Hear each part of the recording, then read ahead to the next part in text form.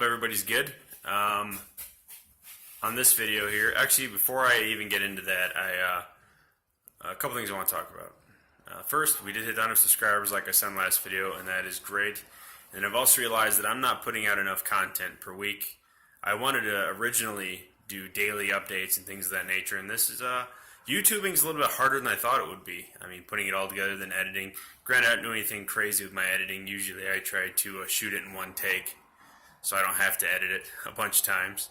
But I'm going to try to put out daily, if not semi-daily, every other day content. Now that I'm over 100 subscribers, I want to give back more than I've received. And then today, we're going to talk about what I've done with that killer rabbit. He has not been eaten yet. I know that was a lot of the suggestion.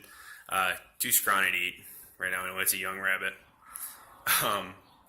But I did some researching, and I was looking around. I got a small patch of grass behind the house that it's a pain in the butt to get a mower to.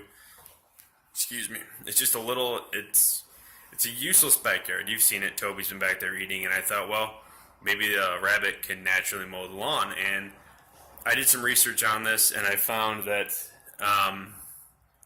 people said yes and people said no. And I thought, well, I'll try it for my own. And I did discover a couple ways to make this work. So what we're going to do is I'm going to go out back, and I will show you kind of the really janky setup that I've made to mow the lawn. And I've moved around a couple times, so I have some examples. So let's go take a look at that. Okay, so we are behind my house. And like I said, we've been back here. I got the small little yard, okay? We've all seen it. Now, I wanted to figure out a way to use the rabbit to mow along my fence line. And I've seen numerous opinions on this. I've seen you can't put them on the ground because they'll dig it down to nothing. Use a cage, lift it up, but it still won't work. They'll eat it down to nothing, blah, blah, blah. Now, I'm a big fan of recycling. So the rabbit came with a cage, and I had a bunch of 2x4s in the garage. So what I've come up with, let's see if I can turn you around so you can see. I've actually just propped it up with the 2x4s and flipped the cage over. What's great about this design is like I actually sat down and scribbled this out. But if you want to change the height of the grass, you just flip the 2x4s on their ends. So if you take and you flip these up, now you got that much height for the grass. Now I don't know if you can see this. I'm going to try to do this here. I don't know if you can tell. Right here is nice and low cut. Then right here it's tall. And then back there it's tall. But this is where I had it. Now, that was with the 2x4s like this, flat. But if I raise them up, the rabbit cuts. I'll come over here. Kind of cuts. Oh, I'm falling over to this height right here. So you could kind of fine tune it to kind of give you what you want. And that can make this look a lot prettier, which I'm going to do. I think I'm going to build something bigger, because even though the rabbit's a jerk, this isn't entirely fair. But it's been out for a couple days.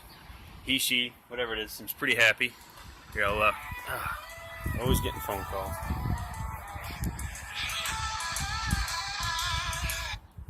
Alright. Sorry about that. Here. We'll get down here. I don't know if you can see her. But she's just nibbling away. She does a really good job. Like, now you can kind of really see the kind of difference in the grass. And I'm going to keep moving her down the fence line. So it cuts down on your food cost, and it don't have to weed whip. Maybe it'll work, maybe it won't. But I know for a fact that I've done this for a few days, and this definitely works. Like I said, I've seen them both ways. I've seen people eat them down to nothing. If you have a couple of these with a big enough cage, you move it. You could definitely mow a small area with rabbits, no problem. Just move them.